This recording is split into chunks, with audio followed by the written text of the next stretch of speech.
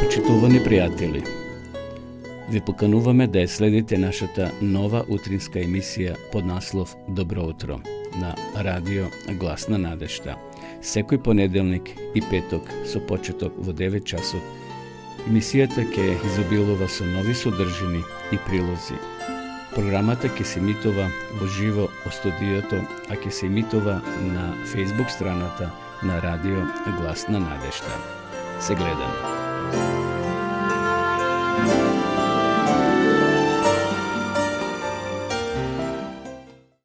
Почитувани гледачи, добро утро и ова понеделничко утро. Денеска сме 20. февруари, понеделник 2023 година, 51. ден во годината. Верувам дека сте добро. 8 на денеска релативно добро утро со убава температура. Не се така ниски сега температурите, како што веќе најавивме и во нашите претходни емисии, дека температурите ќе се качуват, па еве и денеска имаме повисоки утрински температури. Што се однесува до денешната временска прогноза, променливо облачно со сончеви периоди и со услови за слаб локален дожд, ќе дува слаб до умерен ветер, а долж поврдарието повремено засилен од северо-западен правец. Како е да е, и денеска ќе имаме добра температура, некаде значи до 17. Утринските ќе се движат од минус 2 до 10, односно до 4, а дневните од 10 до 17 степени. Така ќе биде и во другите делови на нашата земја. Во некои региони ќе биде потопло, се зависи каде и во кој дел на нашата земја живеете. Што се однесува до останатите наши сервис информации, утрово во Кавадарци воздухот е загаден, така кажува мерната станица. Може би тоа да го проверите и кај вас ќе биде слично. Значи, скоро во секој град во Македонија постојат центри или мерни станици кои го мерат квалитетот на воздухот. Што се однесува до останатите рубрики, може да кажеме дека состојбата на патиштата е редовно. Собраќајот се одвива по суви коловози, како што ни јавуваат од Автомото Сојузот на Македонија, значи немаме гужви, суви се коловозите, на граничните премини утрово нема подолги задржувања од она вообичаено задржување за преглед на патните исправи на патниците. Гледајќи ги и камерите, нема никакви гужви на излезите од нашата земја. Што се однесува до рубриката на денешен ден, значи може да кажеме дека се случиле многу настани во минатото на 20. февруари. Еве ќе ви прочитам, ќе ви пренесам дел од тие настани, почитувани пријатели. Роден е италијанскиот сликар Джентиле Белини, познат по сликите од венецијанските свечености и процеси, инсистирал на прецизност, така што неговите дела се полни со минуциозни детали. На денешен ден, 20. февруари 1790 година, умрел австрискиот цар Јозеф II, син на царицата Марија Терезија. Во 1781 година го издал патентот за толеранција, со кој на некатолиците им дозволил слобода на вероисповед и пристап до државните, значи и јавните служби. На денешен ден, 20. февруари 1808 година, роден е францискиот сликар, графичар и вајар Оноре Домие, најголем карикатурист во 19. век. Многу настани, многу луѓе се родиле кои оставиле белег во општеството и секако многу војни забележал историјата. Еве, во 1898 година во Софија од наимени терористи бил убиен Димитар Васил makedonski prerodbenik, učebnikar i advokat. Roden bil vo seloto Embore, Kajlarsko, vo 1847 godina.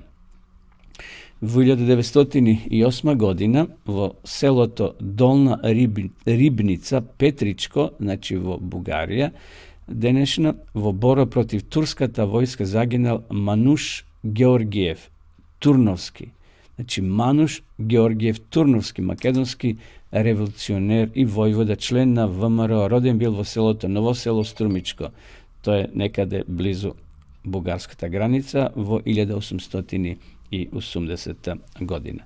Spomнав историјата забележала многу убиства, сега не сакам тие да ви ги пренесувам сите, меѓутоа животот на ова земја навистина понекогаш станува безвреден, па и денеска гледаме колку луѓе во војните гинаат, посебно во овие последните земјотреси кои се случија во Турција, каде што бројката постојано дневно се зголемува за неколку десетици и навистина голема трагедија ги погоди жителите од тој дел на Русија, односно на Сирија и на Турција. Иако после се случија земјотреси со помала сила и во Србија, и во Романија, и во Русија, но овие двата се катастрофални земјотреси кои се случија пред 10 дена во регионите на Турција и на Сирија. На денешен ден во 1970 година почнала изградбата на големиот мост преку Босфорскиот теснец, кој денес е прва дестинација на копнена врска помеѓу Балканот и Мала Азија. Еве интересен податок, 1986 година на денешен ден во орбитата бил лансиран првиот дел од советската вселенска станица Мир, кој и денес постои и ја користат многу светски сили за испитување и истражување на Вселената.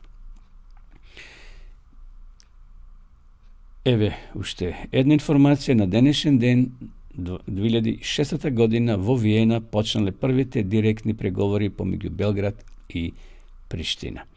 Еве тоа беа почетните информации. Почнувам гледачи, сега одиме со една убава песна да ве поздравиме.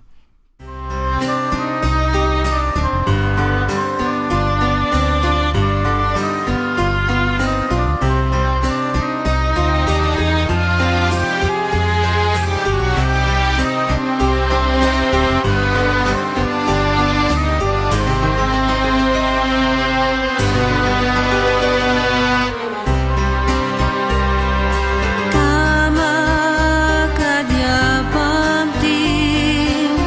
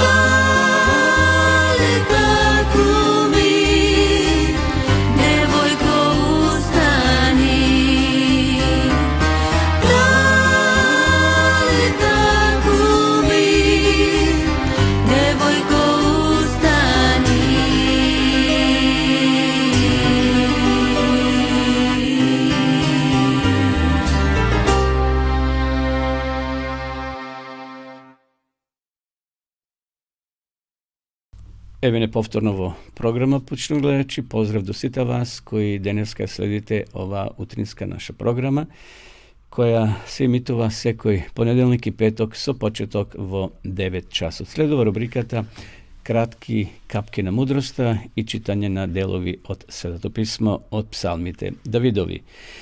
Еве неколку убави, интересни капки на мудроста. Не преземајте никаква активност додека ве држи гневот. Ако постојано докажуваш дека си во право, ќе бидеш виновен. Луѓето се големи деца само со голем раст. Некои луѓе од своето богатство немаат ништо освен стравот да не го изгубат. Да се знаат многу работи не значи да се биде и мудар. Надевај се на доброто, на најдоброто, но биди подготвен и за најлошото. Ако лицето си го свртил кон сонцето, сите сенки ќе бидат позади тебе. Понизната молба ги омекнува и најтврдите срца. Старата заблуда е секогаш популарна од новата вистина. Немој да бидеш жалостен што си остарел, но гумина ја немале таа предност. На децата им се потребни повеќе примери отколку критичари. Еве тоа беа неколкуте капки на мудроста за ово утро, почитувани пријатели. Сега наред да прочитаме дел од 44-тиот псалом, тој е малку подол, ќе го прочитаме половина од псалмот, значи 13 текстови. Еве што запишал псалмиста Давид. Боже, со своји уши сме слушале, нашите татковци ни раскажувале за Твоето дело во нивно време, во време дамнешни. Со својата рака паганските народи си ги искорнал, а нашите татковци си ги засадил. Паганските народи си ги дотолчил, а нашите татковци си ги расширил. И неја зазедоа земјата со меч, ниту пак собствената рака им донесе победа, туку Твојата десница, раката Твоја и Твојата благонаклонетост, зашто Ти ги засака. Ти, царе мој и Боже мој, Ти нареди Јаков да победи. Преку Тебе ги одбивме непријателите, преку Твоето име ги прегазивме душманите. Зашто мојата надеж не е во лакот, не ми носи победа мечот, туку Ти ни подаруваш победи над нашите непријатели и ги посрамотуваш нашите противници. Со Бога секогаш се гордееме, Неговото име вечно ќе го славиме. Но сега сме од Тебе отфрлени и понижени, Ти веќе не доаѓаш со нашите чети. Не натера пред душмано да се повлечеме, да бидеме ограбени од противниците. Не препушти како овци да не растрагнат и меѓу народите не распрсна. Својот народ го продаде за ситница, од нивната продажба не оствари печалба. Еве, тоа беа тие 13 текстови, прочитани од 44-тиот псалом. Продолжуваме со песна.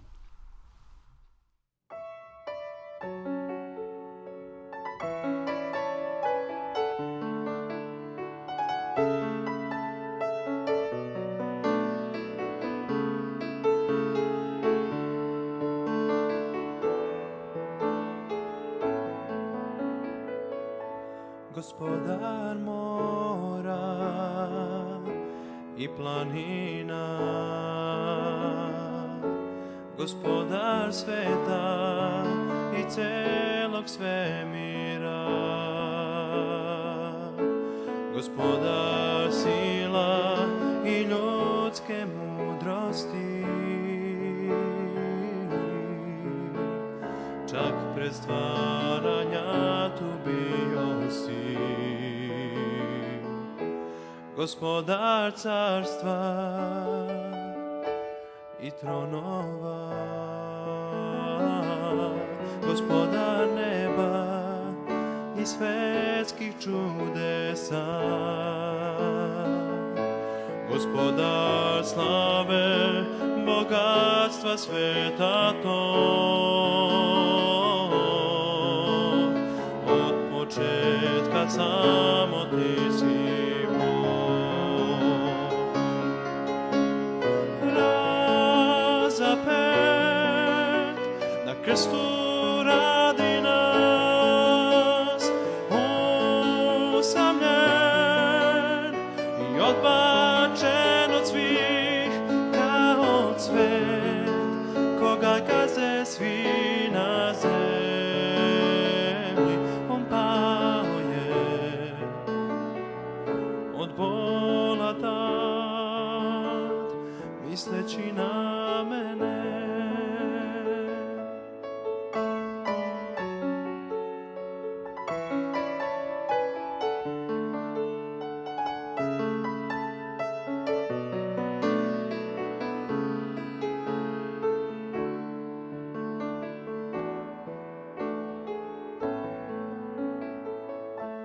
Gospodar mora i planina, Gospodar sveta i celog svemira, Gospodar sila i ljudske mudrosti, čak pre stvaranja tu bio si. Gospodar carstva i tronova, Gospodar neba i svetskih čudesa, Gospodar slave, bogatstva sveta tog, od početka samo ti si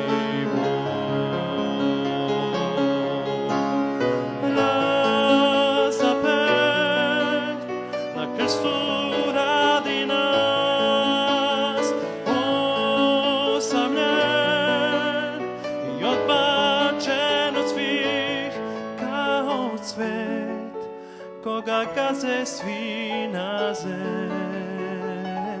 On pao je od bola tad, misleći na mene.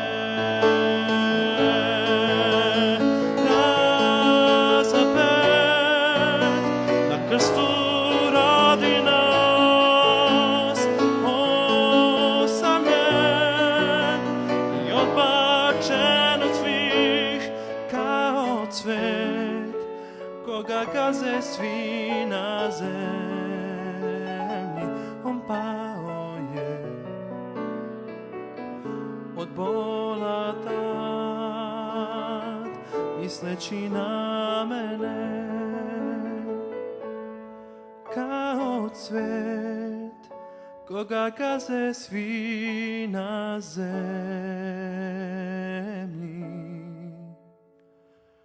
On pao je od bola tad, misleći na mene.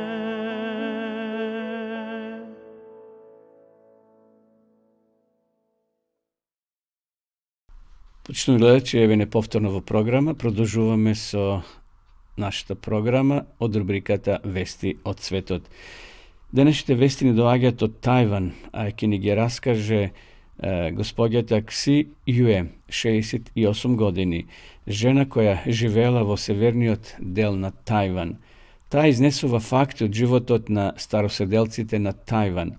Пред 3 години дел од даровите на 13-тата сабота били искористени за ширење на евангелието меѓу луѓето од автохтоното потекло.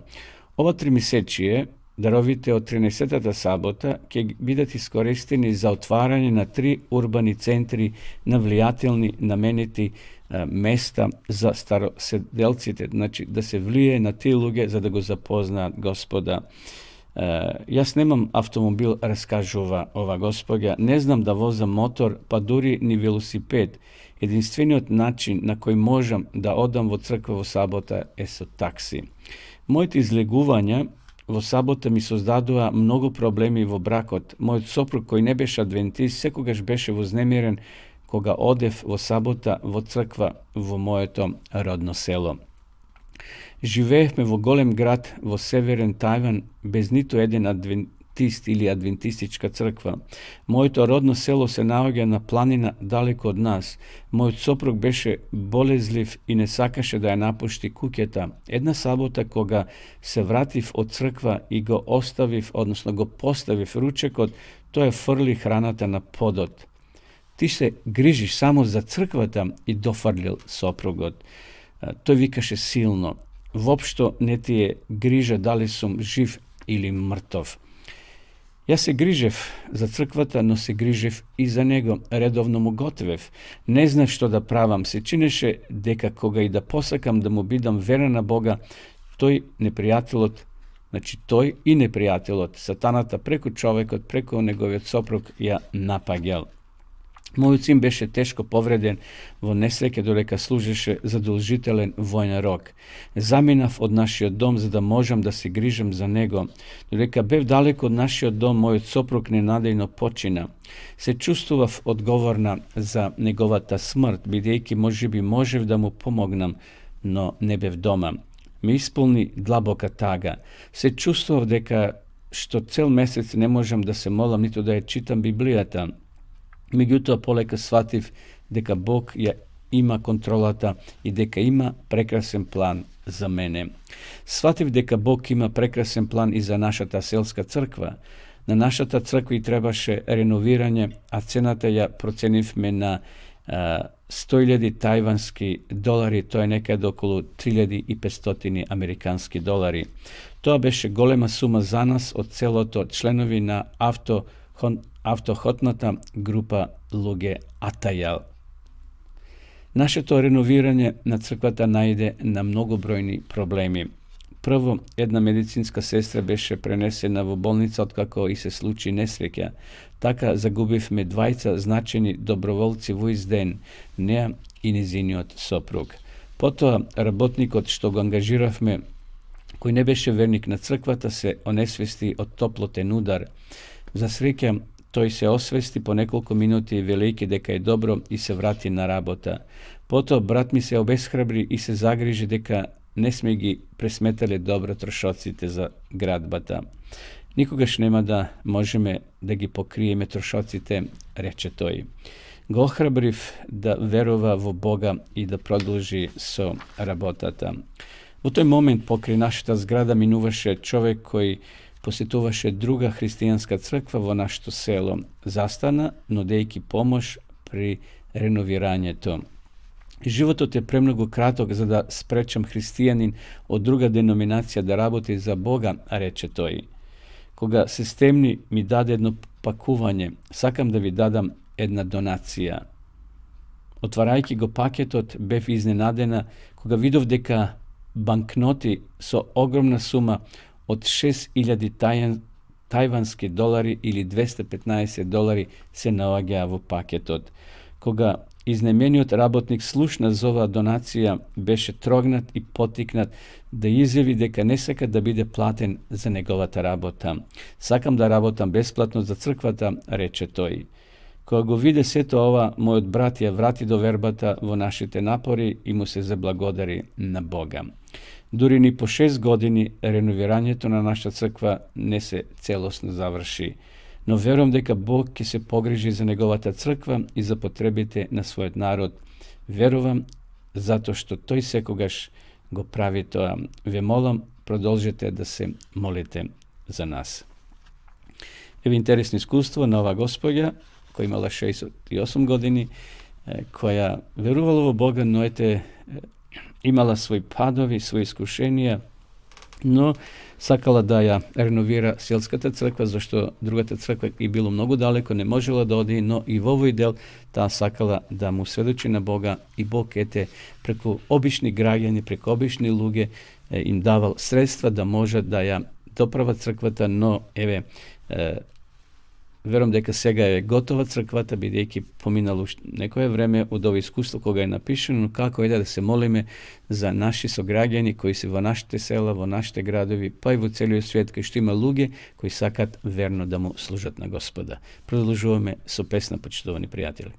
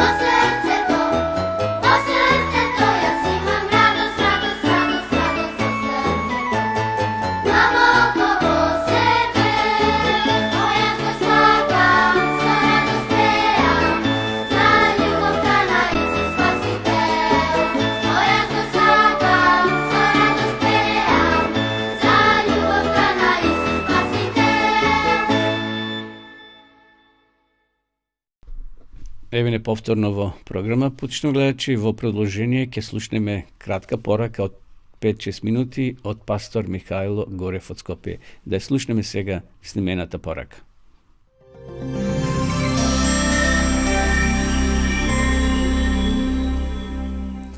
Секој возрастен човек е составен од 68% вода, 20% јаглерод, 6% кислород, 2% азот и 4% минерали. Цената на овие суровини е околу 600 денари. Но енергијата која е складирана во атомите на телото, милиони киловат-часови, изнесува неколку милиони евра. Па колку навистина вредиме? Би било апсурдно ако сакаме да определиме цената на еден човек според неговите физички својства или хемискиот состав на телото. Секој чини толку колку што некој друг е подготвен да плати за него. Цената се движи од ништо до се, од нула до бесконечност. Бог вели за израелскиот народ: бидејќи си скап во очите мои, многу си ценет. Јас те возлюбив, затоа ќе дадам други луѓе за тебе и народи за твојата душа. Тоа го има запишано во книгата на пророкот Исаја, 40 глава, 4 стих. Размислувањето и постапките на секој човек се одредени од неговиот вредностен систем. Тој им дава одредена вредност на луѓето, на духовните и материјалните блага. Даваме пари, време, здравје, слобода, па дури и својот живот за нештата кои се на погорните места на оваа листа, а ги жртвуваме без преголемо размислување оние кои се на дното на листата. Кои вредности го дефинираат мојот живот? Дали сум подготвен да го ризикувам здравието во име на успехот? Или да си осигурам финансиска корист преку лажна даночна пријава? Или да го ризикувам својот брак или туѓиот брак во име на љубовната афера? Што е толку важно за мене што ќе ме натера да ја платам цената за да го поседувам? Или во крајна смисла, дали е вредно само она од што имам корист, реално или привидно? За време на Француската револуција, слободата, еднаквоста и братството биле апсолутни цели. Американската декларација на независноста ги дефинира животот, слободата и правото да се стремиме кон среќа како исконски права. Тие ја одразуваат само свеста на една нација или култура, или барам на незините основачи. Религиите исто така поседуваат свој систем на вредности. Исламот има 5 столбови кои го одредуваат целиот живот на муслиманите. Будистите прифаќаат 4 благородни вистини кои што ги водат кон нирвана. Христијанската вера нагласува 3 доблести кои се пред сите останати, а сега остануваат овие 3 работи: верата, надежта и љубовта. Најголема меѓу нив е љубовта, ќе запише апостол Павле во своето прво послание до Коринќаните 13 глава, 13 стих. Верата на прво место значи полна доверба во Бог, изразена преку сериозно однесување кон Бог и неговата волја.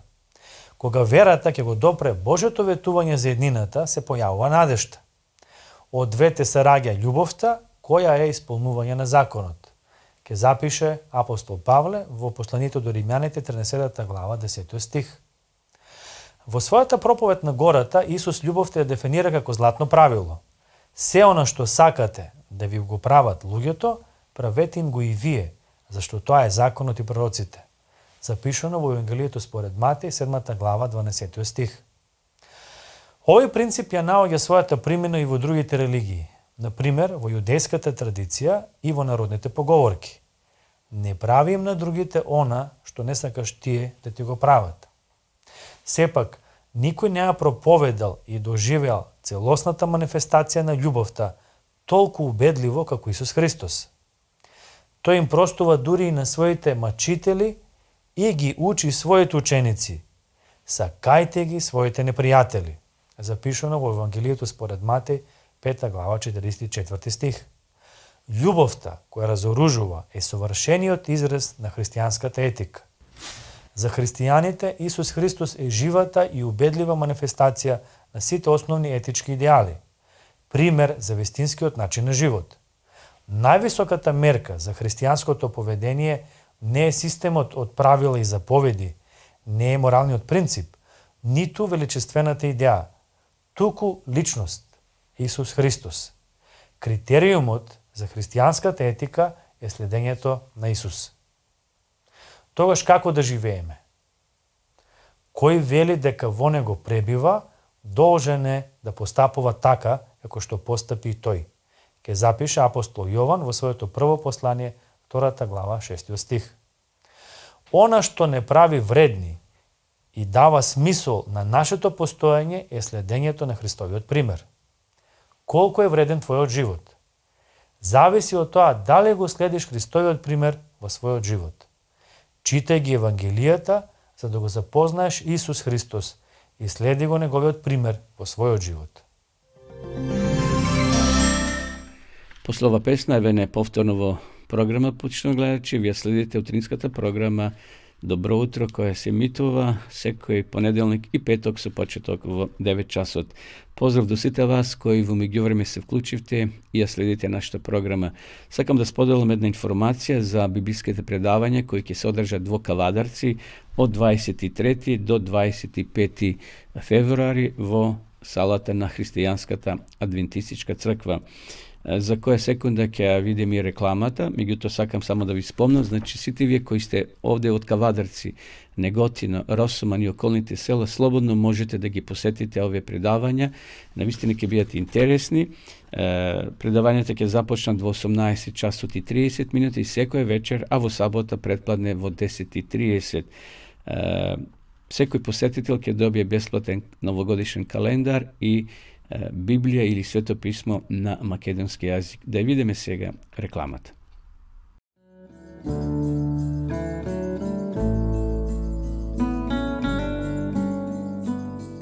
Почитувани пријатели, ве покануваме на серија на библиски предавања под наслов Разбирање на библиската драма. Говорник ќе биде теолог и културолог Владо Хавран од Белград. Во темите ќе бидат опфатени следниве предавања.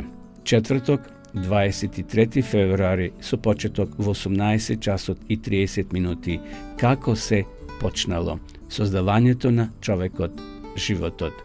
Петок, 24 февруари, со почеток во 18 часот и 30 минути, како се завршило падот на човекот, безнадежност.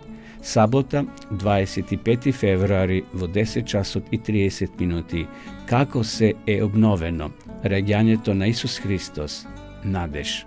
Сабота, 25 февруари, со почеток во 18 часот и 30 минути, како се добило смисла, животот и смртта на Исус Христос, нов живот. Предавањата ќе се одржат во големата сала на Христијанската адвентистичка црква, која се наоѓа на улица Кирил и Методи, број 7, кај училиштето Страшо Пинџур. Ве покануваме да ги посетите овие предавања, почитувани пријатели. Секој посетител ќе добие бесплатно Свето писмо. Влезоте слободен. Ве очекуваме.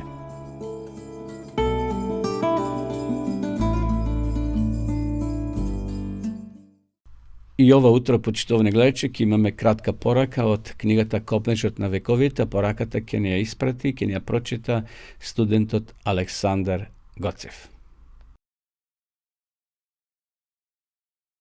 Царот на славата длабоко се понизил за да земе човечка природа. Неговата земна животна средина била сурова и одбивна. Неговата слава била овиено со превес, со цел величенственоста на неговиот надворешен изглед да не стане предмет на привлечност. Тој одбегнувал секое надворешно расфрлање. Богатствата, честа на овој свет и човечката големина никогаш не можат да ја избават душата од смртта. Исус решил никаква привлечност на земната природа да не ги повика луѓето на негова страна. Само убавината на небесната вистина треба да ги привлече оние што ќе го следат. Карактерот на Месија многу порано е преткажан во пророштво. И тој сакал луѓето да го прифатат врз основа на сведоштвото на Божјата реч. Ангелите биле восхитени со величествениот план на откупувањето. Тие наблюдувале како Божиот народ ќе го прифати неговиот син, облечен во човечка облека. Дошле во земјата на избраниот народ. Другите народи се занимавале со митови и со обожавање на лажни богови. Ангелите дошле во земјата во која била откриена славата на небесниот Бог и во која засветлила светлина на пророштво. Тие невидливо дошле во Ерусалим, кај оние што биле одредени да им ги објаснуваат светите списи на слугите на Божиот дом. Уште за времето на свештеникот Зарија, додека служил пред олтарот, му била објавена близината на Христовото доаѓање. Предвесникот веќе бил роден, а неговата мисија потврдена со чудо и со пророштво. Веста за неговото раѓање и за величественото значење на неговата мисија се ширела на сите страни. Сепак, Ерусалим не се приготвил да го поздрави својот откупител со добре дојде. То беше пораката или овој краток цитат од книгата Копнежот на вековите. Во продолжение сакам да ви прочитам, да ви пренесам едно вистинско живо искуство на една особа, на една личност која навистина го опишува своето доживување пред да го запозне Христа и после запознавањето на Христа. Би сакала преку ова моје лично искуство да укажам на сите оние кои не веруваат во Бога, дека Господ Исус Христос е единствениот спасител на изгубеното човештво. Секој оној кој е тажен и немоќен, кој не може да пронајде излез и решение за подобар живот, треба да свати дека постои излез и решение тука покрај нас. Излезот е во Исус Христос. Да не е така, никогаш ова не би го напишала. Како дете бев вредна, добра и послушна. Во моето рано детство го загубив татко ми. Тогаш за време на жалоста за прв пат го запознав Бога во моето семејство, но на жалост во погрешна светлост. Добив печаток дека Бог казнува и дека е тој одговорен што ние денеска остануваме без родители. Се што се случуваше негативно во нашето семејство се припишуваше дека е дело на Бога. Не се спомнуваше дека постои друга сила на земјата, сатаната. Завршив средно образование и се вработив како медицинска сестра. Многу го сакав тој позив.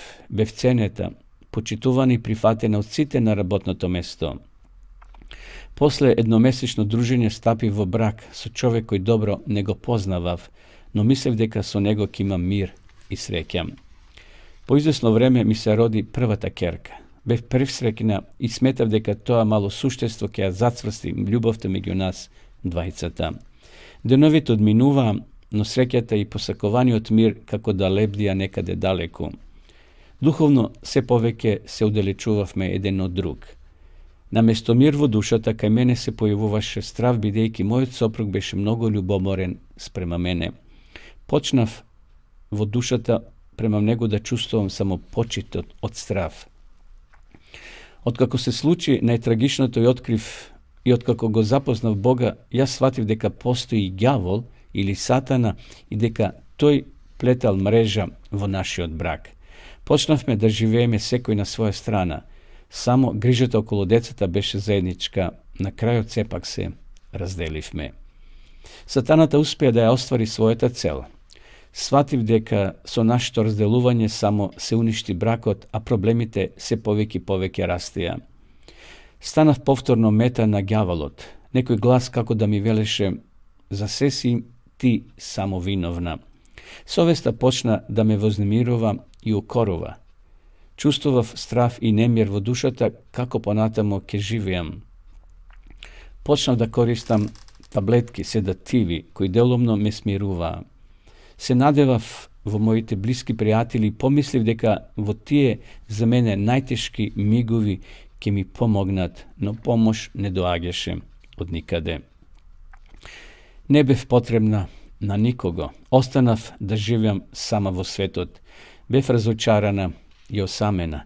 Бев толку себична и заслепена што мислев дека само смртта може да ме спаси. Сатаната се повеќе ми наметнуваше грижа на совеста дека за она што се случи и самата сум виновна.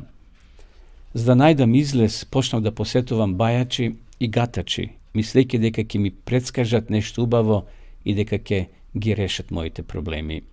Секој ден, еден што бе во контакт, ми велија дека бајачите се луѓе поставени од Бога, за да може да му помогнат на секој што е во неволја. Деновите одминуваа, а јас пропаѓав и тонев од ден во ден се повеќе и повеќе, како духовно, така и телесно. Мојот живот беше вистински пекол, а јас роб на ѓаволот.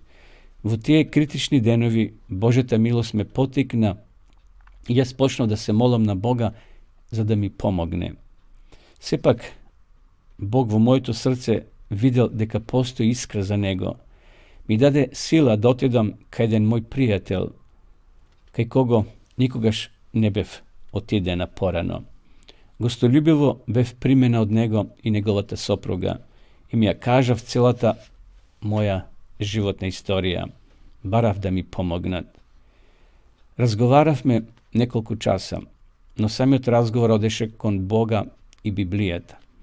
Кога станав да си заминам, сватив дека не добив ништо од она што го барав, но сега разберам дека Бог мудро го водеше целиот овој настан. И денес ги паметам зборовите кои ги слушна во текот на разговорот од тогашните мои пријатели, а сега брати и сестра во Христа, дека не постои човек кој може да ми помогне освен единствениот и жив Бог, кој гледа и знае се и сочувствува со мојата болка и чека јас доброволно да му се предадам, да барам прошка и помош од него. Ми кажа дека треба да се молам редовно и да му кажам се на мојот Бог. Од таа вечер нашето дружење стана редовно. Во меѓувреме го запознав проповедникот, тоа бев јас. Значи Томе Трајковс, кој со голема љубов и трпение ме водеше се поблиско и поблиско до изворот на вистината. Предмет на нашиот разговор беше Бог и библиската вистина. Како времето одминуваше, јас се подлабоко навлегував во ризниците на Библијата. Бог навистина направи чудо во мојот живот. Стравот и немирот во душата исчезнаа. Сватив дека постои надеж, дека некој ме сака. Сватив дека сум потребна на моите керки, дека треба да живеам. Библијата стана патоказ на мојот живот. Бог ми даде сила и почнав полека да ги отфрлам старите навики. Станав нова личност. Почна дворешно да се приметува духовното и телесното напредување. Почувствував дека ѓавол полека ме напушта. Секогаш кога посакував и на другите да им посведочам за моето доживување, ѓаволот наоѓаше начин да ме спречи во тоа. Но не можем да ја опишам мојата радост и среќа кога целосно разбрав дека сум во правата вистина. Последна година на проучување и дружење со Бога и со Библијата на 12. јуни 1999 година јавно дадов завет по пат на крштевање дека верно ќе му служам на Бога. Преку страниците на Светото писмо разбрав дека Исус Христос со својата смрт на Голготскиот крст ми ги прости моите греови. Од денес тој е мој најдобар пријател. Му го предадов моето срце и живот и одлучив да го следам до крајот на мојот живот. Во прилика сакам да им се заблагодарам на сите кои придонесоа да јас духовно закрепнам, да застанам на своите нозе, што има многу љубов кон мене, трпение и добра волја и ми помогна да го пронајдам вистинскиот пат до Бога. Моја молитва е Бог и војнина да биде со мене, да ми дава сила да ги пребродувам сите искушенија. Го молам Бог и за моите најблиски, особено да бидат и керките заедно со Христа. Бог да ве благослови сите вас, драги пријатели. Господ нека ви даде утеха и сила да ги пребродите искушенијата, како што вели и апостол Павле. А сега во Христос Исус, вие кои некогаш бевте далеку, доведени сте близу преку Христовата крв. Нема да го спомнам името на ова личност, која јас ја познавам, бидејќи проучувавме долго, како што таа самата вели и во 99-та година стори завет со Бога. Навистина, Бог прави и денеска чуда, почитувани гледачи, кај секого кој ќе го отвори своето срце и сака да го запознае вистинскиот пат до спасението. Еве, тоа беше краткото искуство, одиме сега повторно со песна.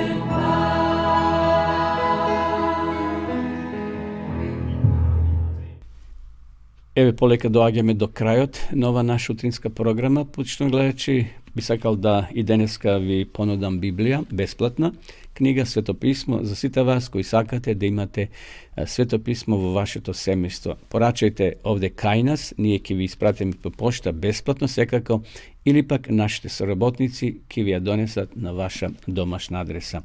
А вие останатите кои сакате да изучувате Библијата малци подлабоко, на располагање ви стои дописната библиска школа, bibliјатазборова.мк. Да ја видиме сега рекламата.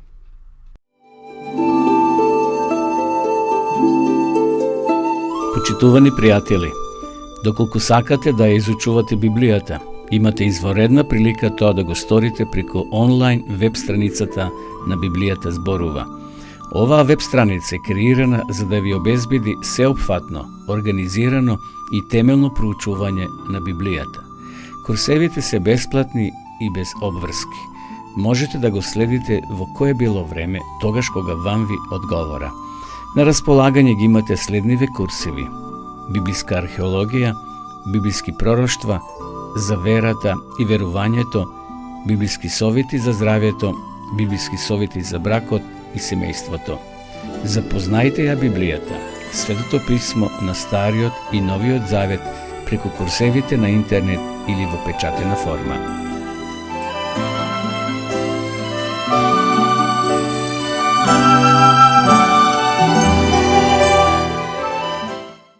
Еве полека дојдовме до крајот и на ова денешна утринска програма. Почнувајќи гледачи, ви благодарам на вашето внимание, ви посакувам убав ден, благословен ден, па и целата ова седмица да биде благословена и ви закажувам нова средба, ако Бог даде живот и здравје во петок со почеток во 9 часот, а до тогаш останете со здравје.